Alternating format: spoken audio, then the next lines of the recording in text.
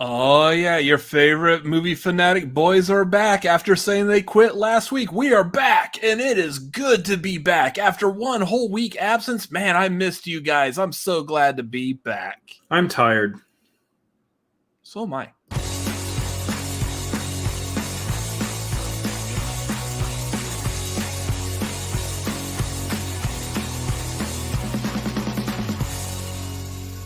What's going on, everyone? We are the Cinefanatics. This is the Tagline, the show where the tagline is the title. My name is Robert Adams. I am Chris Adams. And yeah, I was like, I'm always tired. I don't know why I don't ever feel the need to go out to say I'm tired anymore. It's a natural part of my day. I'm feeling awake today. Yeah. As soon as I wake up, oh man, I'm tired. That's just my life. I love my sleep. What can I say? Thank y'all for being here. Thank y'all for watching our show. I don't know why you do, but thank you for doing it anyways. It means the entire world to both of us. That being said, YouTube has enabled us to do certain things, like we call them the YouTube things. Streamlabs.com/Cinefanatics if you would like to get our attention or anything, or I don't know, if you would like us to help eat dinner tonight, that would be great. Streamlabs.com/Cinefanatics would be a great place to do that. Also, patreon.com/Cinefanatics. If you feel we are worthy of your support and you have the monetary means to support us, please don't put yourself out or make yourself like us, but please come support if you feel like we are worthy of it. So, yeah. We are about to start a new month. We will be updating Patreon stuff with like the movie watch-alongs, the trivia hangouts, probably next Wednesday. Just do not have the brain power in it to figure this out right now. So thank you, Garth, for being such a royal loyal to us. We don't know why we do either. I mean, it's one of those weird scientific phenomenons that I don't think even what's his face, the big astrophysics guy. What's a royal loyal? That's where you're hung up on? Neil deGrasse Tyson. That's the name I'm trying to figure out. He doesn't even have an answer why. So I just appreciate everyone being here. So anyways, upcoming shows. So proud announcement here. I know Mr. Garth McMurray is going to be very happy to hear this. We are going to go see Dungeons and Dragons tomorrow night. Woo! Apparently, this movie has gotten a lot of good word of mouth, and apparently, it's a really good movie. Which I'm surprised at. Huh? Which I'm actually really surprised at. Not because it's Dungeons and Dragons. I don't have a problem with that aspect. It just looks like one of those movies that's going to be like, well, they kind of half-baked the script on it. In all honesty, yes. Yeah, completely in all honesty. But people are saying it's really good. And you know us. We love good movies. Sometimes we love bad movies. Sometimes. You're tearing me apart, Lisa. Yeah. Anyways, so we are going to go see Dungeons and Dragons. What is it? Honor Among Friends, I believe is the subtitle. Thieves, honor among thieves, honor among friends. Hey, we're all friends, Dungeons and Dragons. Anyways, sorry, Garth, or anyone else that likes D&D. Completely, yeah. Anyways, that's what our review's probably going to be full of, is a bunch of weird ass situations like that. But we will have a review up tomorrow night again, as usual, as per usual. We will have like the quick out of the theater, yay, nay, right off the bat on our YouTube shorts, and then a full non-spoiler review up later on that night. So be on the lookout for that tomorrow night. Friday, April 14th, the Marquee, doing movie themes. We've been talking about it. It's still coming. Nothing's changed yet. Moving on. Let's see. There you can see Robert's old bully side coming out. What old bully side? I've never had a bully side. I've always been the bullied. Anyway, so moving off of that, there is one thing that's changed on the movie themes. The list keeps getting larger. Yeah. We keep remembering, oh yeah, why the hell do we not have that movie on the list? Who was it who forgot to put the Top Gun theme on there? Oops, spoiled it. Top Gun theme's on the list. Yeah.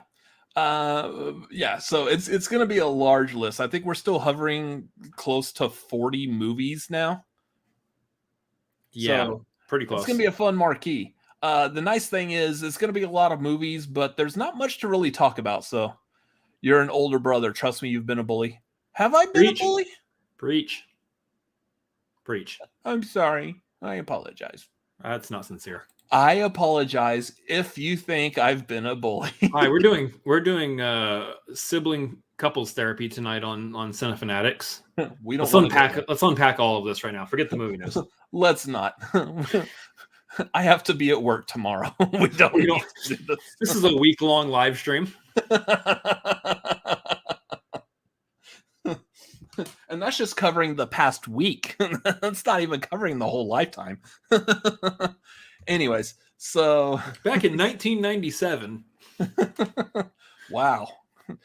Really holding a grudge there, aren't you? He wouldn't let me play with his Ninja Turtle figures, and then Mom and Dad forced him to sell them.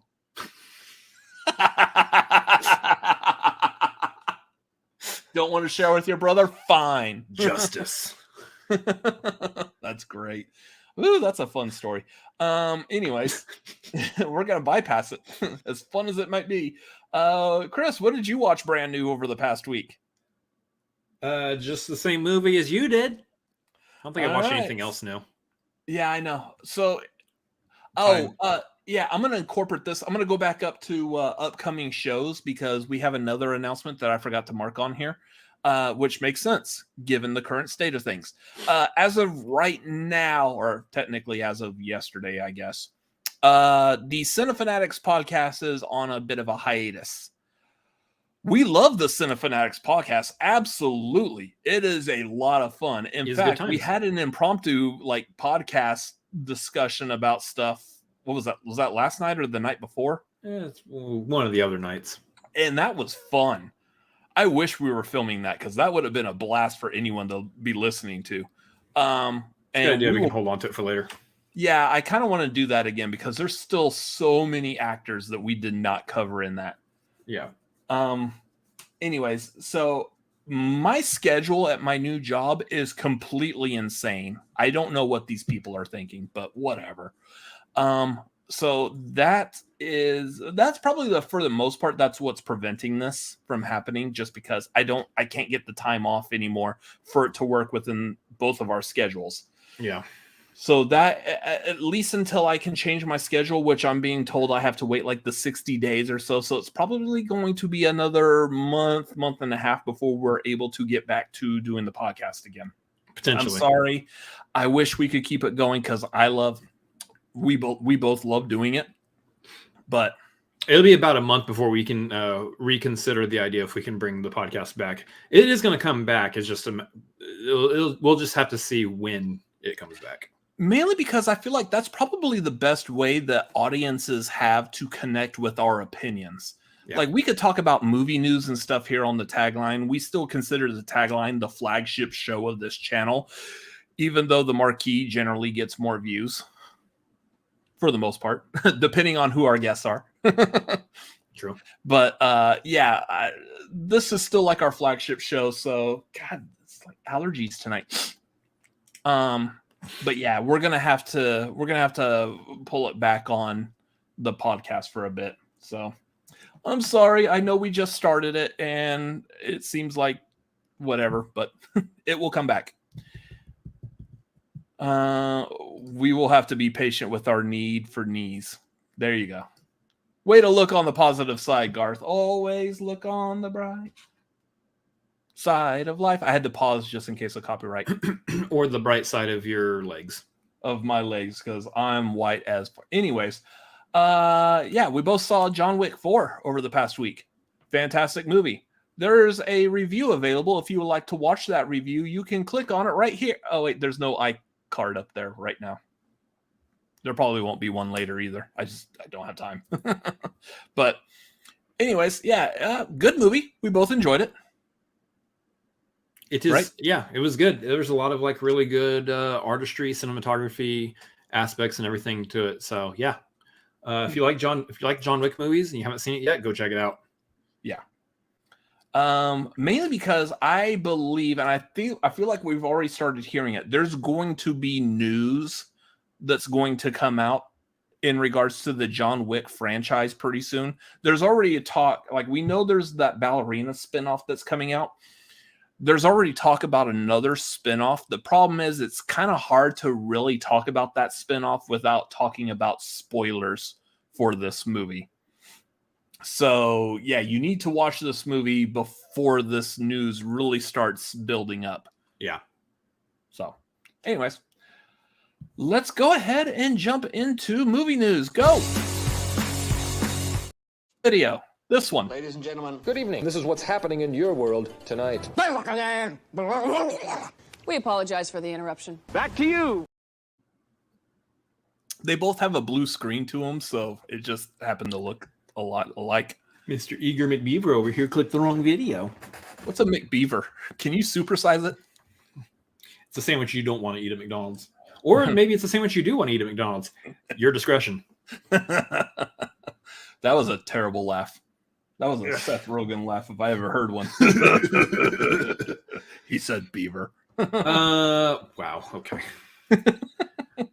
Box office time. Mm-hmm. Can we all guess what the number one movie in the box office this weekend is? You're correct. Oh, okay. Oh, I'm sorry. I thought someone was just going to interject John Wick really quickly there. It's John Wick Chapter 4. That thing made a cool $73.8 million. That dang thing. In classic Wick style. So, yeah. Pretty good. Pretty solid opening. The number 2 movie, obviously, is Shazam! Fury of the Gods. I think I was half expecting freaking Scream to actually be better than Shazam this week. I do recall actually saying that a week ago. It's one of the few things that I do remember from last week. Very close. How close actually almost happened. So Shazam. So here's the beautiful thing. In Shazam's total gross so far in 2 weeks of being open, it is about $30 million or so less than John Wick's 1 weekend being open. Damn. John Wick made $30 million in 1 weekend than Shazam has made in 2 weeks being open. Which, again, that sucks because that Shazam movie actually was pretty decent. Yeah, so the total gross for Shazam is at about $45.9 million. So that means Shazam made about $9.3 million this weekend, whereas Scream 6 made $8.3. So about $1 million off, about $1 million or so away from actually beating Shazam and taking that number 2 spot. There's a world where I could actually see Shazam falling below Scream next week. I know I saw it last week, but I think it could even happen next week. At this point, let's see. What's the big movies opening this week? I mean, Dungeons and Dragons. Dungeons and Dragons, for the most part. So Dungeons and Dragons probably. I mean, not the stereotype, but I would say it would probably pull in the same kind of audience as a superhero movie. Mm-hmm. Or John Wick, or maybe even Scream. Like Scream, the only thing with Scream is it does hit the horror crowd. Yeah, which you could be interested in all the other movies and not like horror, like someone over here, me. But yeah, I think Dungeons and Dragons that might actually take number 1 with John Wick being very close behind it, and Scream will probably overtake Shazam. That's my prediction. That'll be my prediction for next week. So yeah, Scream is sitting at number 3 spot. Number 4 spot, Creed 3. Number 5 is 65. Number 6 is Ant-Man and the Wasp: Quantumania, which we should be hearing news about that hitting Disney Plus here pretty soon. It's been open for about 6 weeks. So about a month and a couple weeks. So yeah, within like the next week or 2, I think we should hear it hitting Disney Plus, or at least hear about it hitting Disney Plus, which is good because I'm eager to watch it again. Yeah. Number 7 is Cocaine Bear, still hanging out in the top 10. Number 8 is Jesus Revolution. I feel bad about what I just did. Number 9 is Champions, and number 10, finally making it to the number 10 spot in the box office. Avatar. Finally making it to the number 10 spot is Avatar: Way of Water, which is available for viewing at home now on VOD. So it's been open for 15 weeks. That thing has made, like, what I say, let's click on it real quick. Let's talk about Avatar. All the monies? It's made about $2.3 billion worldwide. Domestic, it's slightly less than 700 million. So, it's not going to hit the 1 billion domestic mark, but the fact that it's hit, that much worldwide is, it's an Avatar movie. I think at this point we can just expect it's going to hit 2 billion no matter what worldwide. So. Yeah. Things to note here, though, is that Puss in Boots finally fell off the top 10. It's now at number 11, and opening at number 12 is A Good Person, which is that Florence Pugh, Morgan Freeman movie. That opened at number 12. That sucks. Opened at number 12. It's a smaller movie. It's a quieter movie. So I think that movie you're going to see more damage in home viewing, like streaming and VOD and all that, than you will in the theater. But I mean, that seems pretty common with all the Zach Braff movies. I think Going in Style probably broke the top 10 its opening weekend. I mean, like that's the type of movie where I would rely on the star power. So I would think Florence Pugh and Morgan Freeman should put that pretty high. Apparently not. You'd think, but yeah. And I know, like, out of Zach Braff movies, I mean, easily the go-to is going to be Garden State. Garden State will always be the main one that he's going to be known for. But you think, okay, so there's been talk about a potential Scrubs reunion movie happening at some point. Yeah, I forgot to put that in the movie news, which is weird for me to forget that. Is that the one thing that you were thinking, hey, I feel like there's another piece of information I should put on this list? No, I forgot what it was, but apparently, yeah. So apparently there's going to be a Scrubs movie being made at some point, a reunion movie. I wonder if Bill Lawrence will task Zach Braff for directing it. Probably not. He directed some episodes. Sure, but more likely because Zach Braff, hopefully JD is going to be the main focus of the movie. I wouldn't put it past Bill Lawrence to just direct it himself, because I think above like the cast, nobody else knows Scrubs more than Bill Lawrence, and I would not want another director with their own vision for a movie to be coming in and ruining my Scrubs. But I mean, again, we're talking about the person who plays the lead on Scrubs being the director of it. Sure. I mean, I would understand that because I would think that Zach Braff has a good idea of the world of Scrubs as well. But I think Bill Lawrence is going to keep him from doing that just to focus on his role as JD instead. I don't know. I mean, you guys heard it here first. Apparently, the role of JD is more takes more thought and patience than Michael B. Jordan directing and playing Adonis Creed at the same time. I mean, maybe. The thing is, so the difference there, as far as that comparison, is that was Michael B. Jordan's decision to make. This is up to Bill Lawrence to make that decision. So, anyway, that's your box office, guys. That's your box office. That sounds cool. So, what do we do after box office stuff?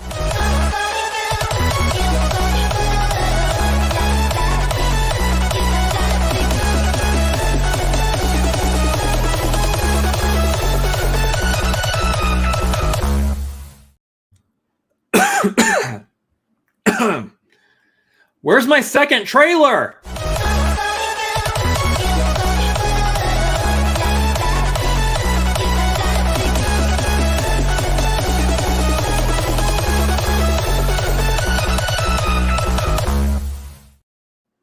Anyway, that has been your Barbie Watch.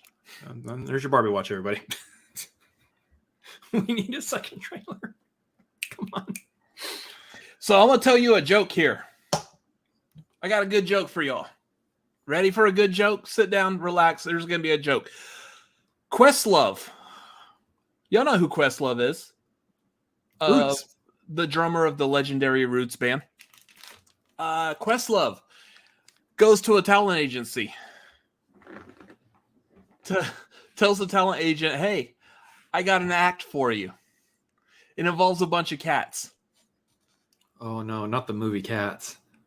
No, not the movie Cats. Oh, thank God. So the talent agent's like, oh, really? I would like to see this. So Questlove brings in this family of a family of cats. You've got the mama cat, the papa cat. You've got like the 8 little kittens. So these cats, they all start licking themselves. Like they're licking their tail. Are you sure this isn't the licking Cats behind their movie? Ear. They're doing this number. Then they start licking their butt. You sure Because this they're isn't cats. Cats? Do what? You sure this isn't Cats? This is the butthole cut. No. Directed by Questlove. Then they start licking each other's butts because they're cats. Then they start puking up hairballs because they're cats. Then they eat each other's food and lick their butts and lick each other's butts and then puke up the food and the hairballs. Then they roll around in that. This actually sounds more entertaining than Cats was, so. And they do this on and on and on. The mom's doing it to the babies. The babies are doing it to the dad. They're all like sitting here licking and puking, and all this is going on. Finally, they get done. They lick themselves to clean themselves up, of course, because they're cats. And the talent agent's like, wow, that's an amazing act. What do you call it? And Questlove's like, the Aristocats. That was a long ass segue right there, just saying. So Questlove is going to be directing the live action Aristocats for Disney. And I mean, granted, he is an Oscar award-winning director of a small documentary feature. I can't remember if it was like short documentary or just a full-length documentary. I can't remember. I was too busy thinking about the slap that occurred right before. Unfortunately. I believe it was a short documentary. Yeah. But apparently he did good. Now, let's see. Questlove works on The Tonight Show, which is not Jimmy Kimmel. No. So he's not really affiliated with Disney in that way. So, I thought maybe he had that connection, but no, Disney decided to hire him to film the Aristocats, which makes sense because there is a lot of music, particularly jazz, involved with the Aristocats. So it makes sense you get someone who can direct who also knows music. I actually, honestly, now that I'm saying that, I feel like that's a great fit. Sure. As far as let's just look at the news in the bubble that the movie and the director, I like the idea of Questlove directing this. I like the idea of Questlove directing. I really want to see what he does as a director for like a feature film. I think that's going to be really pretty awesome, actually. Now let's look at the worrisome side of it. Now that we've expounded on the positive, the negative is Disney's track record so far on the live action animal features, where it's primarily just the animals that are leading the game, is, well, you got Jungle Book. There was a human there. So I think there's humans in Aristocats also, right? You got Jungle Book. And then you've got Lion King. And I'm kind of hoping they lean more towards Jungle Book here and not Lion King, because if they lean towards Lion King, we're going to have some issues with me caring or being able to relate to any of the cat characters at all.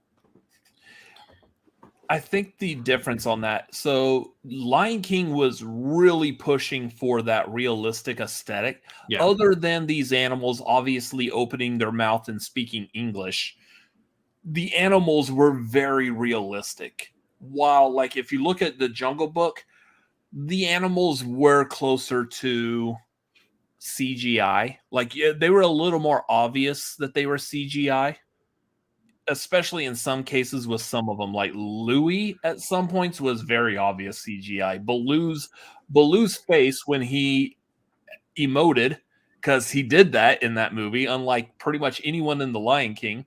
Mm-hmm. Baloo emoted, of course. Bears don't emote unless they have a fuck ton of cocaine. They don't emote normally.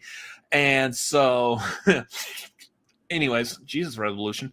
That hopefully they will find that happy medium with this. I'm just really hoping they've done away with the Asian Siamese cat who's playing the piano with the chopsticks, because whoo boy. Not good. Well, so you go that direction where the crows in Dumbo. I never saw Dumbo. No, they weren't. Yeah. Yeah, that's right. They completely did away with the crows too. Okay. There you go. So, yeah, pretty sure that cat won't be in there. The precedent has been set. I didn't see. Did you ever see that the live action Lady and the Tramp? No. Okay, I didn't either. So, I mean, that would be where I would actually look at the precedents is, did they still have the two Siamese cats in that? Right. The We Are Siamese, if you please. Yeah, did they do away with them too? Because that was almost the same kind of stereotype. The one in Aristocats is way more racial. Yeah. So, I think ultimately, what I like about this is that it feels like Disney's kind of looking at their live action films, sans any kind of feedback on Little Mermaid yet, because obviously it hasn't come out. They're looking at all their live action remakes essentially and going, at best, most of these have been hitting kind of, hey, you did the thing. You made a live action version of the cartoon. Cool. They've been looking at that kind of reception with most of their movies here. And I think they're thinking about, how do we turn this around? How do we inject new life into these things and kind of make them something that people will want to go to? How do we make them kind of more events, so to speak? And one of the things that you can do is find new creative talent in various areas and in areas that you wouldn't necessarily think about to be able to inject that life into the movie. In this case, because there's a lot of music involved in Aristocats, you go to someone like Questlove and you go, this is thinking outside the box, because you don't necessarily go to Questlove for just directing a movie in general. Yeah, he did a doc, he did a short, won an award, and that might be his pedigree. That might be the reason why you go to him before any other out of the box, choice. But I would say Questlove is still an out of the box choice, albeit a good sounding one. Yeah, but I think this is the direction they're kind of thinking about right now in the upper echelon boardroom of how do we revitalize these live action remakes? We'll bring in talent from areas that we aren't expecting. Yeah. I want to be positive about it because it sounds like it's good. I'll be honest, I don't know if I've actually ever sat down and watched the Aristocats. I can't remember if I've seen that movie or not. I did when I was younger. I watched it. It was short, and as a child, I was actually completely bored by it.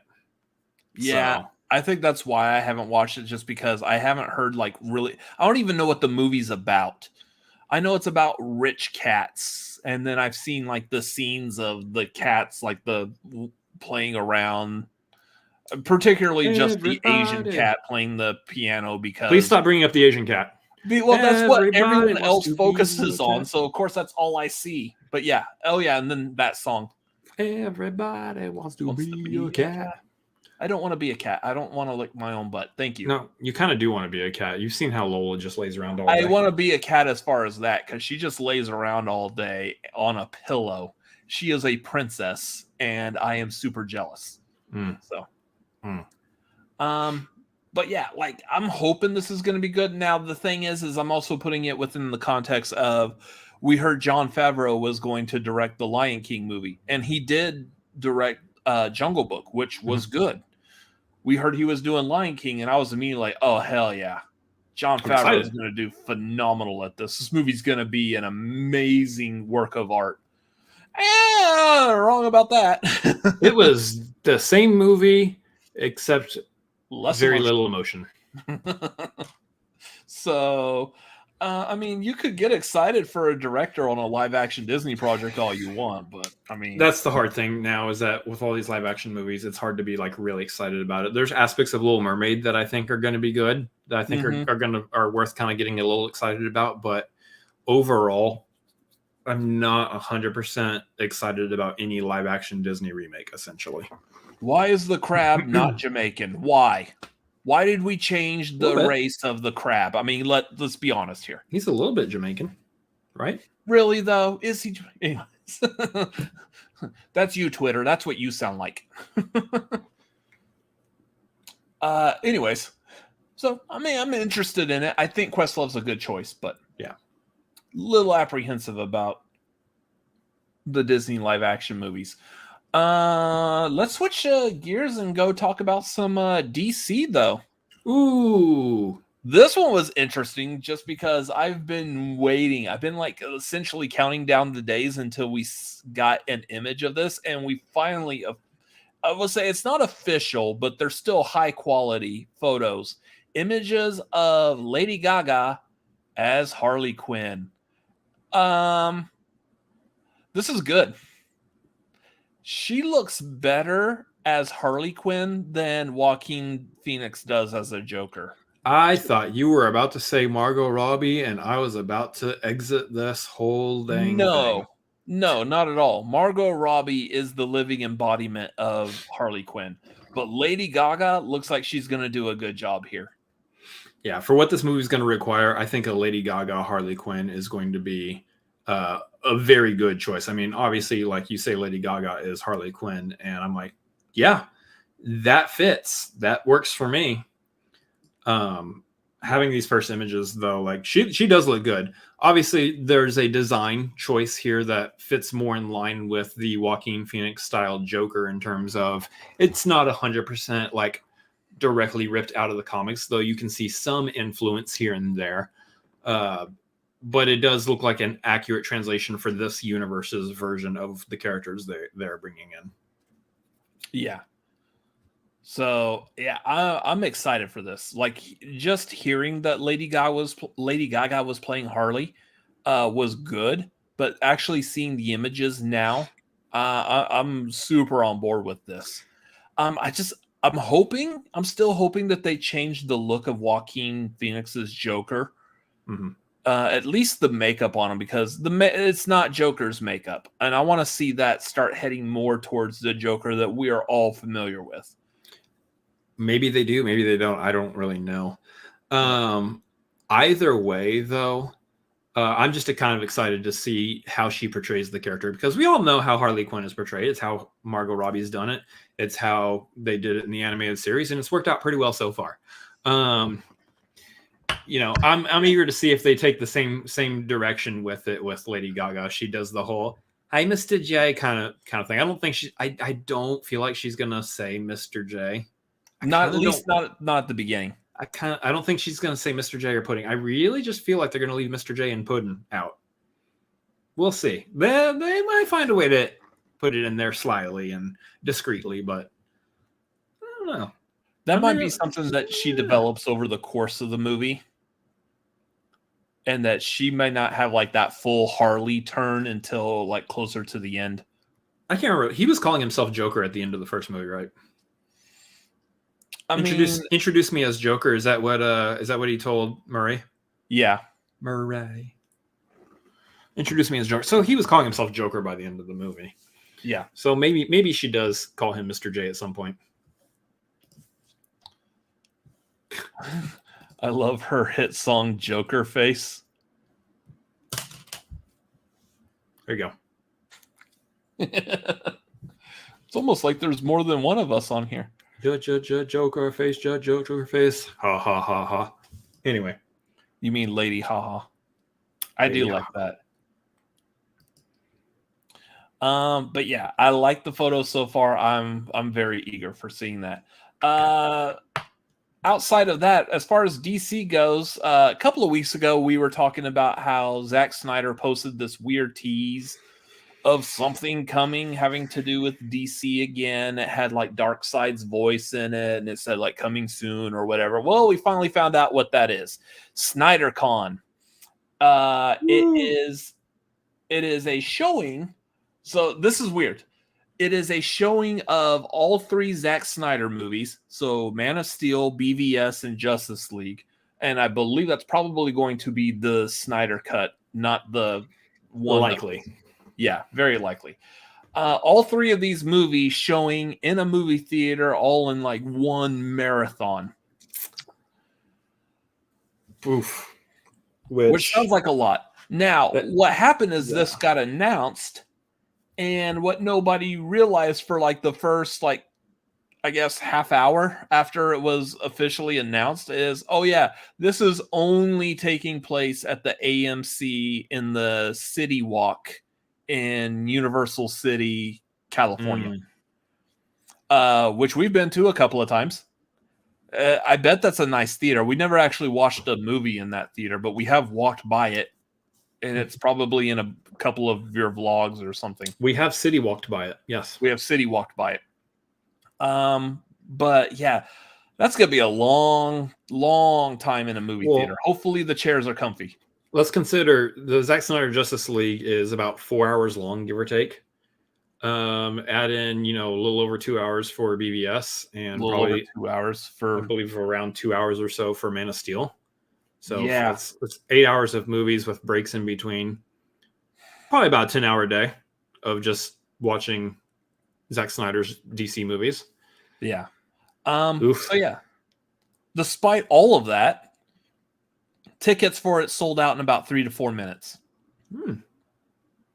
Interesting. Now, the downside to that is the tickets were being sold by Ticketmaster, and if you would like, you can still get tickets at like $3,000 a ticket now. No, pass. Nope. Actually, no, I don't know if Ticketmaster was handling those, but I wouldn't be surprised. Anyways, yeah, so again, I feel like all that's doing is just like adding fuel to the fire of the Snyderverse people. Well, and I think that was the whole point.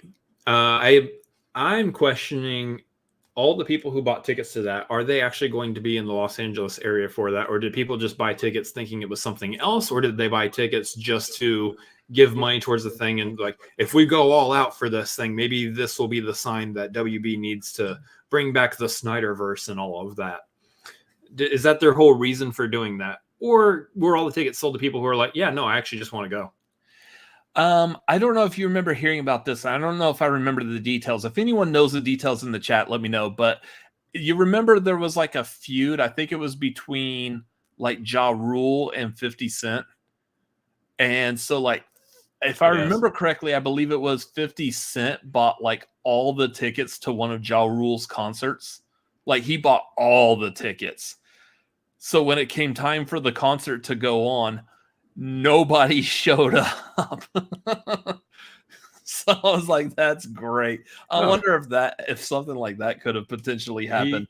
He just paid for me to have a night off. Dope. Well, no, like you got paid for it, but you got nobody at your show. Yeah, that's he gets funny. All the money and doesn't have to put on a show. Sounds like a good deal to me. Yeah, I don't know. I think if you're looking at the fact that they sold out in 3 to 4 minutes, it's like, yeah, it's definitely the actions of people who are like, let's put out a statement by buying up all the tickets to this, and that statement will show WB that we need and deserve more of Zack Snyder's DC, or at the very least, we deserve to have him close it out. All that being said, the more I'm looking at the news that's coming out about the Flash movie, the more I'm thinking that's actually it's not even really like a Flash movie. It sounds more like this is the closeout of the DC universe. Like they're actually going to handle it as a storyline bookend type situation, which makes it all the more weirder that Aquaman comes out after it, but whatever. Yeah, and especially this isn't one of our news stories, but I did see an article where Momoa is like, hey, there's still a possibility of another Aquaman movie. And I'm like, would you stop? It's damage control. It's all damage control.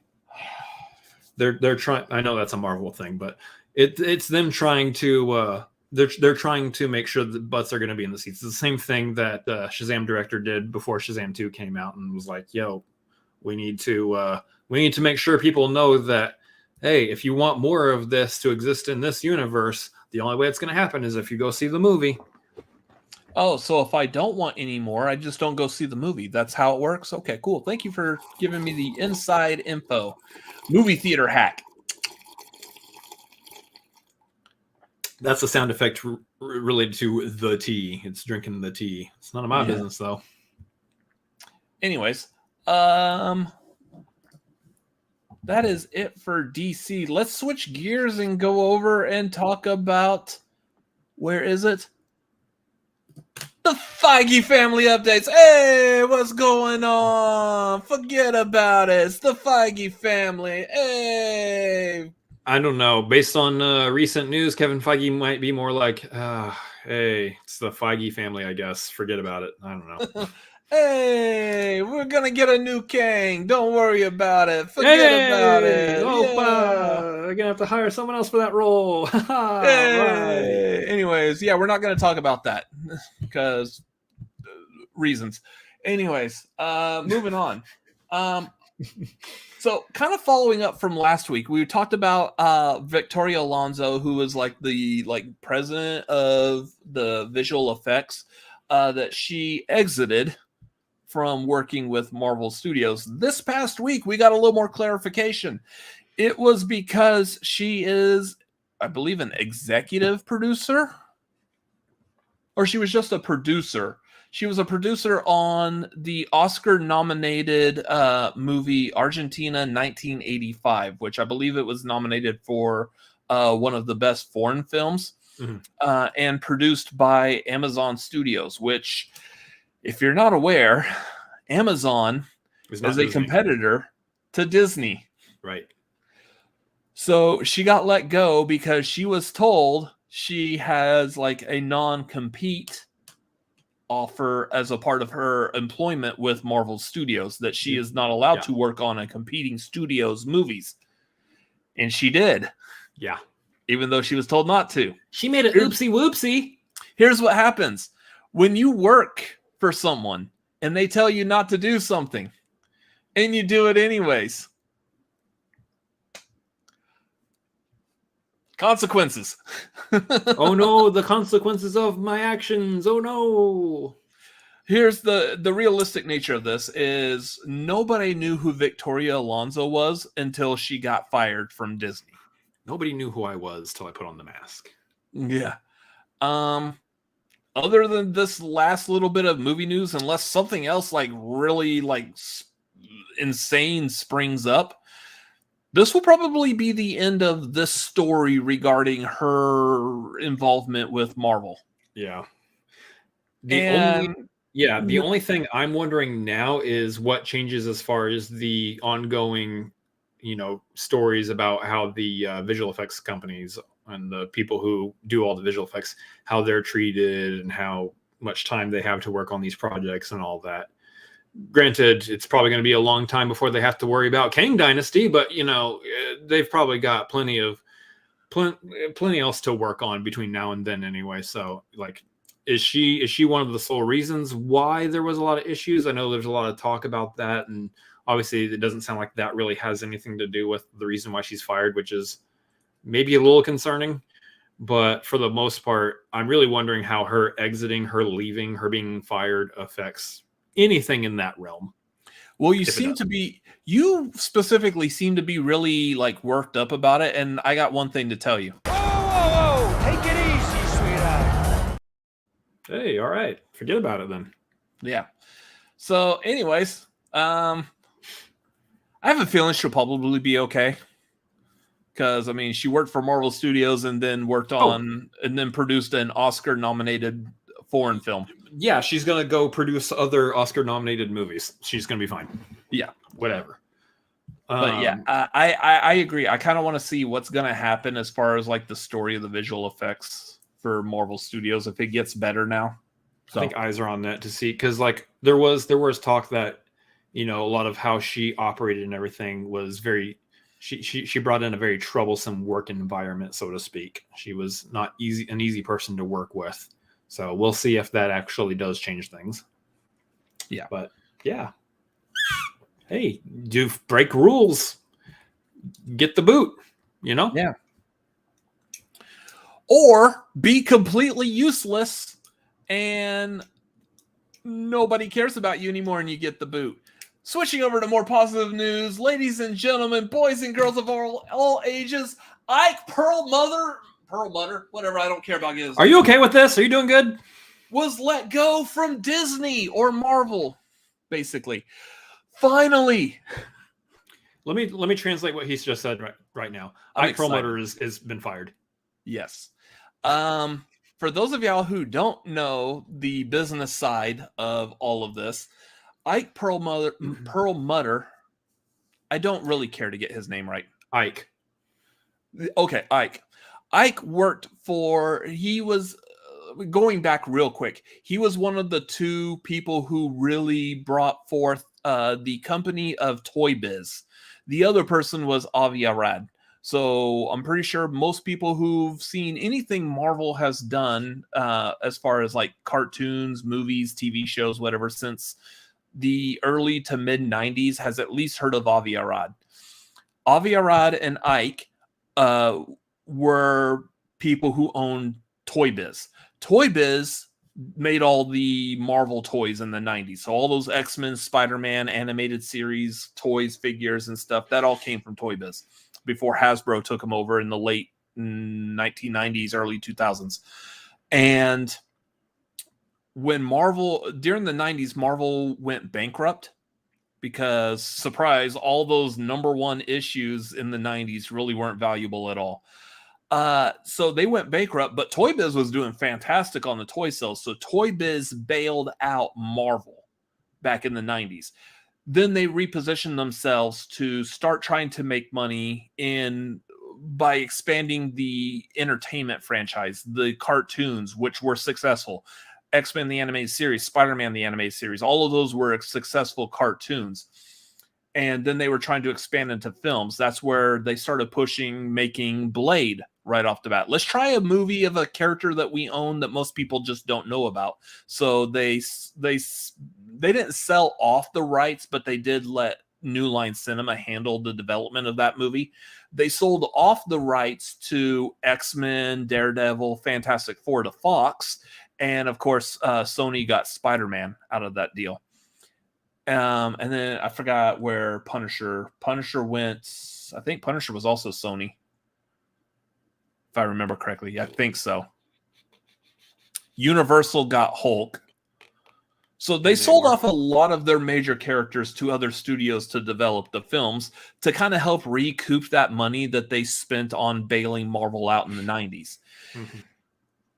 Stuff started switching gears when they started ramping up Marvel to be its own like entertainment hub itself, and Ike Perlmutter was made like the head of that. At the same time that was happening, we started seeing a person that you might be familiar with named Kevin Feige start working his way up the ladder, working for Richard and Lauren Schuler Donner. He helped produce the X-Men movie and prove that he has like all this comic book knowledge. And therefore, Marvel in turn decided to make him and his knowledge more of a higher up role within this new Marvel Studios that they were trying to make. And that's basically how Kevin Feige became in charge of the MCU movies as they came out. When Disney took over, just as Disney was taking over, off of the failure of, like, say, Thor: The Dark World, Ike was still in charge of Marvel and was requesting that Kevin Feige be removed. What a stupid man. Whoa. So like a lot of those early decisions that Marvel made as far as the movies go, the allowing like what was done as far as like some of the Fantastic Four casting or like the bad X-Men movies, a lot of that can be connected to Ike Perlmutter and his decisions. He has not. Toy Biz was phenomenal. I love those toys, don't get me wrong, but his decisions in making movies and releasing these Marvel properties to other studios just has not been good. Yeah, and on top of that, him trying to like get rid of Kevin Feige at one point, it just, now you look at that retrospectively, you see in a post-in-game world and seeing where the Marvel Cinematic Universe is and how it exists now, and you're thinking, and you wanted to get rid of the guy who made all this happen. Yeah, it's about time they got rid of the guy who wanted to get rid of the guy who made all this happen. Yeah. So it was roughly at that time where Ike was saying that Kevin Feige just is going to do terrible things with this company. He's never going to make like really good movies the way that I could, type of thing. And that was also roughly around the same time that DC was supposedly, purportedly reaching out to Feige to see if they can entice him to come over.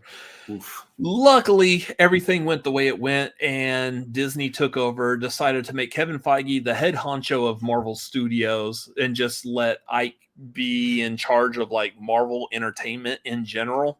TV and stuff. Now Bob Iger decided in his infinite wisdom, because we do like Bob Iger, to release a bunch of non-essential Marvel employees, including Ike.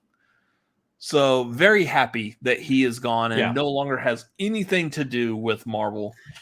And of course, we can't speak for, all the other employees that were released, but Ike at the very least is probably the one that is for sure non-essential in that bunch. The most useless. Like he was just in charge, just in name only, essentially is what it looked like. Now, granted, he probably actually did serve some kind of reasonable job or service, but apparently it wasn't good enough. And Disney said, bye, Ike. So, yeah. Anyway, so there you go. Moving forward with that, speaking of the Marvel movies, because we haven't talked about them yet, it was announced over this past week that Liv Tyler is going to be returning to the Marvel Cinematic Universe as Betty Ross, coming back in her role from Incredible Hulk, which I'm kind of wondering what's happening with Edward Norton here, but she's going to be playing this role in Captain America New World Order, which does beg the question, like, honestly, what's this movie about now? Because most of the announced cast are all Hulk related. Yeah, because I mean, everyone like Hulk related is, and I believe even She-Hulk is supposed to pop up in this movie as well. Yeah. Do we have confirmation that Mark Ruffalo's Hulk is supposed to be in here? Also, was that actually confirmed? Because we know that the leader is here. Obviously, Ross is going to be involved. Yeah, so Tim Blake Nelson has been confirmed to be in it. We know that Harrison Ford's version of Thunderbolt Ross will be involved in it as well. Mm-hmm. I don't know if it actually has been announced that Mark Ruffalo's Hulk will be in it. I would assume so. I feel like that's a safe assumption, especially if Betty Ross is going to be in it. I think you kind of have to. Yeah, if Betty Ross is back, if She-Hulk's going to be in it, I mean, we've seen a tease, from She-Hulk with Hulk's son. I have a feeling both of them are probably going to be in it. I expect that there's going to be a large portion of this Captain America movie that's actually going to be a Hulk movie, which is interesting to say the least. That's not necessarily the direction I thought they would go with a Captain America 4, but I guess after Civil War, the Captain America movies, Captain America as a character, whether it's the Steve Rogers or the Sam Wilson version, both operate in a world where other heroes exist. And I know all the heroes operate in that world, but more so for Captain America, I can see him having to, move in and out of this world in a little bit more closely, because that is the world that, this Captain America is in now. Not necessarily back when we had, the first Avenger and there really weren't other superheroes kind of flying around. It made more sense for it to be solely focused on him. Of course, Winter Soldier, Bucky's involved, but there was talk about other heroes existing at that time. And then, of course, Civil War. But I don't know. I think it's interesting that you got the new Captain America. You got, Sam taking over the spot, and a lot of time and energy is given towards the Hulk side of things. Curious. I'm thinking about this, like coming off of Falcon and the Winter Soldier, the TV show. Mm-hmm. That final episode of that, Sam had a very impassionate speech at the end. That was kind of like, it was kind of him planting his wings in an ideal and basically telling everyone how he is going to strive to be the next Captain America, a good Captain America, live up to the mantle of Captain America. Yeah. And like that, coupled with like there was a lot of stuff having to do with race, with the ethnicities in that show as well. Given was it Isaiah Bradley, who is also going to be in this next Captain America movie. So there was a lot of that going on in that show. And when all those characters were announced for this movie, I'm like, okay, so we're going to kind of continue that story, but flesh it out in a big box office theatrical setting. Cool. Now we've got this entire Hulk party that's coming over and crashing the scene. I'm like, okay, how are you going to do this? We've got to establish Sam Wilson as a legit Captain America with all his thoughts and feelings. Then there's a storyline that's still continuing from Falcon and Winter Soldier with Isaiah Bradley and all those thoughts and feelings. And those are going to be some very heavy thoughts and points to continue in this movie. But then we've also got the entire Hulk family over here. Why? And then, of course, like some of the stuff from Falcon and Winter Soldier is going to carry over into the Thunderbolts too. With Bucky, yeah. Which now, for me, and based on what I'm hearing, it sounds like Thunderbolts is going to be more of what would be the Captain America movie. Sans, of course, Captain America, or Sam's Captain America. Sorry, and don't do it anymore. Also, you have the Captain America movie, which now just sounds like a Hulk movie. Yeah, I'm curious. All that being said, I am glad to see Liv Tyler back because I think she was the last little bit between her and are they going to, ever bring back Ty Burrell's character? Because I know technically Doc Samson. Doc Samson. I don't know if they're. The only reason I could see them bringing him back is if they were to actually push him forward towards being the comic book character of Doc Samson with like the green hair and the super strength. And I don't think they're going to do that with Ty Burrell. I don't know. After completing all that run on Modern Family, Ty Burrell's a little older than he was back in 2008. I don't think he's playing Doc Samson to that extent, and therefore I don't think that they're going to actually bring back Doc Samson for that role. Not to mention, just within the realm of Hulk, he's a pretty decent character. With focusing on the larger Marvel Cinematic Universe, he's not that big. And I know that there's been talks back and forth over the years, and I don't know where everything has officially landed as to whether or not his character actually is Doc Samson or whether it could have been, but maybe they decided not to go that direction. And they're just like, well, no, he's a doctor, but he's not Doc Samson. I don't really know. If there's room for them to work around that, then maybe they introduce another character who is Doc Samson later. Either way, it's interesting to see Liv Tyler come back, kind of really the final piece along with the leader, really nailing down that, yes, the Incredible Hulk is actually still canon. It isn't the forgotten stepchild of the MCU. It actually exists. Okay, so that it is actually still confirmed that he is for sure Doc Samson. Yeah. That might be a choice they retroactively find a way to change still. Just, I don't see the need for him. Like, there's nothing about his character that I feel is necessary to put him into a movie. There's a lot of these characters that we say that about. I could see them doing it, but it would have to be an actual Hulk movie that they do it in. But, I mean, realistically, I really don't see the need for his character in anything. So, yeah. Anyways, I agree. I'm eager to see Liv Tyler come back. I do like, and I kind of wanted to sidestep everything and kind of put the focus of this back on to Harrison Ford taking over the role of General Thaddeus Thunderbolt Ross. Mm-hmm. I fully believe that and I know it hasn't been confirmed yet, but it's very highly speculated that he will become the Red Hulk. My only thought, the only main reason I have on that is because given the situation, you had William Hurt passed away, did a phenomenal job playing Thunderbolt Ross. Mm-hmm. Great. And I know Harrison Ford is going to play a good Thunderbolt Ross as well. Just like Sam Elliott did a phenomenal job back in the 2003 Eric Bana Hulk. Everyone's always nailed the role of that.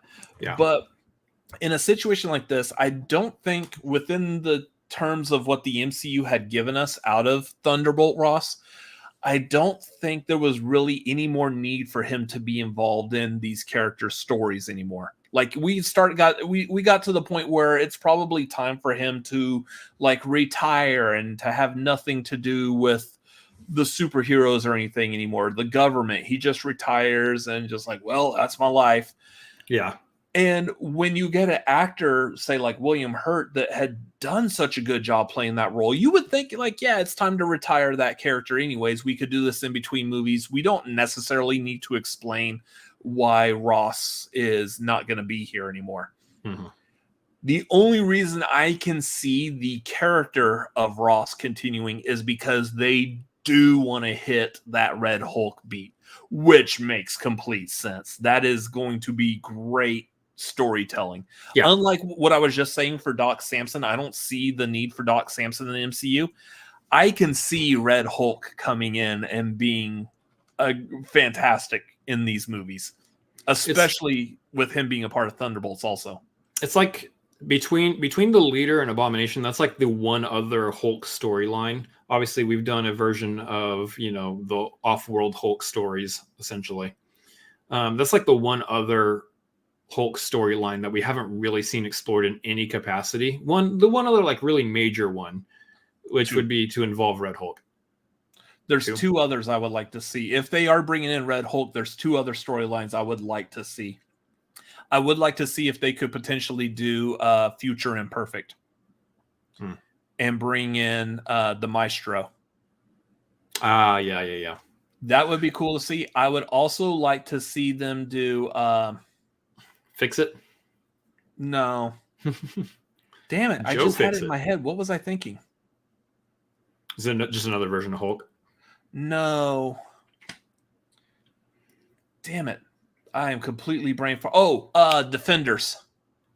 I would like to see them go and do like the old school Defenders now, where you have like Hulk, Doctor Strange, Silver Surfer, and Namor. We're close to being able to potentially pull this off. We just need Silver Surfer to finally come over to the MCU. The hard thing about doing that is it feels kind of redundant in a world where all these characters have already existed with each other in terms of being like an Avengers super team. It doesn't necessarily make sense that a subgroup of these characters would be like, hey, we're going to be our own little team over here when we're all just Avengers anyway at this point. Yeah, I don't know. So I'll backtrack. I don't know necessarily about making an entire movie about them, but they could do something like a little in-movie tease, kind of like they did the Revengers in Ragnarok. Yeah. Now the Revengers really wasn't like a team in the comics for the most part, but they could do something like that where they just happen to group those people together. Like a lot of people say, like all the scenes from Infinity War Endgame where they just so happen to get all the women superheroes together in that one shot that's a little weird, but a little forced, but they brought them together and it was like A-Force. I mean, possibly. Basically. Nice little nod to A-Force. I'll give them that, but they could do that same kind of thing here where they just happen to bring those characters together. I'm trying to remember, and I think Garth could probably confirm this. I think Black Panther was also a part of the Defenders at one point. Yeah, in the comics, I think, if I remember correctly. I mean, if that's true, then it makes sense between with Shuri's potential relationship with Namor at this point. That bond kind of being formed there. Yeah. At the same time, obviously, no, he says nope. Okay. Obviously, I don't know if they're really gonna lean too far into anything. Hellcat. That's who it is. Yeah. I don't think they're gonna lean too far into anything dealing with the Defender's name specifically either, because they probably want to try to stay away from that name at this point, given the usage of it for the Netflix superhero team. Yeah. But yeah, I don't know. I mean, yeah, I completely agree that the only reason you recast Ross at this point is because you still have a storyline you want to do with Ross. And the only potential storyline you would want to do with Ross is the Red Hulk storyline. Otherwise, you just leave him as a character to kind of fade into the background, basically, and we don't need to really do anything with him anymore. There's a bunch of characters that they've done that with who don't need to exist anymore because there's no point in revisiting them. The Sokovia Accords aren't a thing. Yeah, Sokovia Accords have been just disbanded now. If your whole goal was like, well, we just want to make Ross president and then call it a day with him being president, you don't need to do that. It's not any story that you are coming up with. It does not. I can guarantee they don't require. This is me without my knowledge. This is me just sitting here speculating. I don't think any story that they come up with actually requires Ross to be president. Unless they want to give him a significant and impactful position in government to play along and counter with the whole Red Hulk side of things. So like this, like they did announce that he would likely be president. Yes. But the whole he's going to be in control of being able to restart that super soldier program. Which, as long as we're on the speculating train right now, this ties directly into what Sharon Carter was doing at the end of Falcon and the Winter Soldier, where she's talking to someone on the phone saying, we have access to all kinds of stuff now. She's probably, in my opinion, she's probably in cahoots with the leader. That'd be interesting. Yeah. So anyways, that's all fun and speculation and whatnot. And I think that covers it. Just looking through, like, if there really was anything else. And we were talking about this last night. I would say, like, the one other thing I want to see is the leader portrayed like he is in the Earth's Mightiest Heroes cartoon. Yeah. Just looking over the last little bit of news to see, like, if there was anything I kind of like skipped over or whatever. Apparently it was announced today that Dopinder and Blind Al will be back in Deadpool 3, which is great because both of those characters are awesome.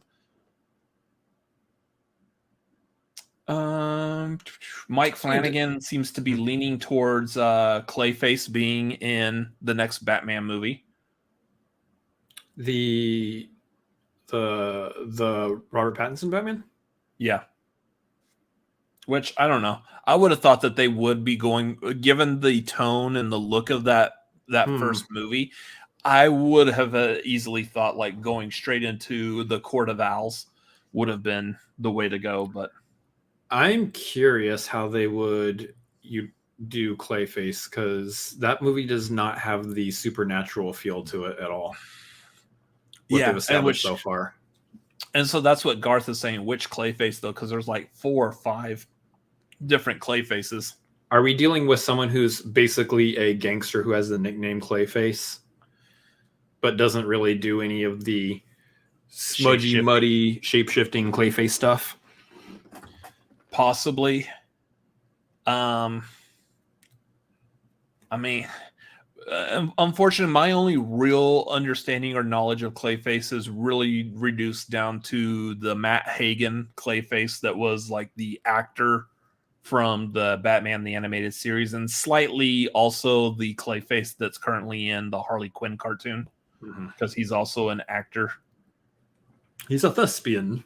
He's a thespian who works for the great James Gunn, or plays James Gunn or something like that.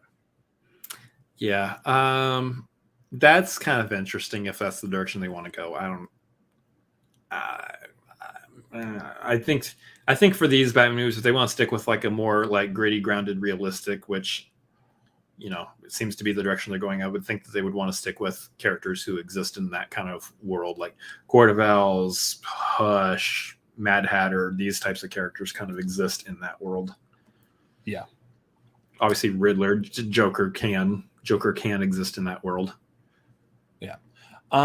So that is going to do it for movie news. I will say, coming on movie news, looking at our schedule for next week, there is a small chance, I believe we may entertain this idea. We may start Tagline next week, just a wee bit earlier.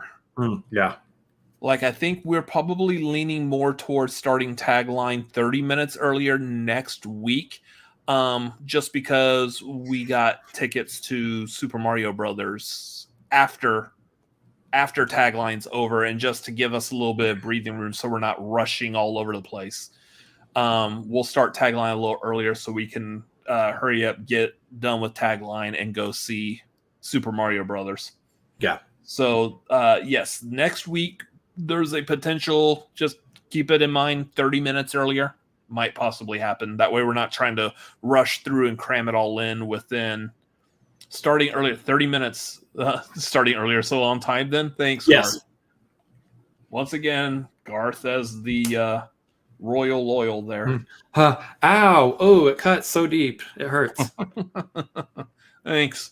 Anyways, yeah, so again, recapping what's coming up. Tomorrow night, we will be seeing that Dungeons and Dragons movie.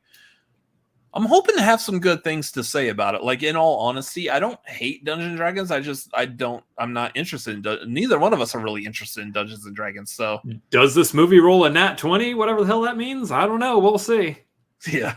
So be on the lookout for that review tomorrow night. Again, we'll do like the immediate out of the theater reaction as soon as we get out of the theater after seeing it. So keep an eye out on this channel for that YouTube short to pop up spontaneously. And then, yeah, Marquee next month on the 14th, talking about movie themes. And I think that's it for what is coming up. So, yeah, that's going to do it for tonight, y'all. Thank y'all for watching. Make sure you follow us on Twitter and Instagram at CineFanaticsMLP. You can follow me personally at Robert Adams MLP on Twitter, Instagram, and Letterboxd. Also, youtube.com/@RobertAdamsMLP. And you can follow me at Chris Adams MLP on Twitter, Instagram, and Letterboxd, as well as twitch.tv/ChrisAdamsMLP. Yeah, so make sure y'all like this video. Comment down below if you're watching this on a replay. And don't forget to subscribe, because that's doing the YouTube things, and we appreciate that. Otherwise, thank y'all for watching tonight. Thank y'all for being here. We love each and every single one of y'all, and we will see y'all next week. Good night.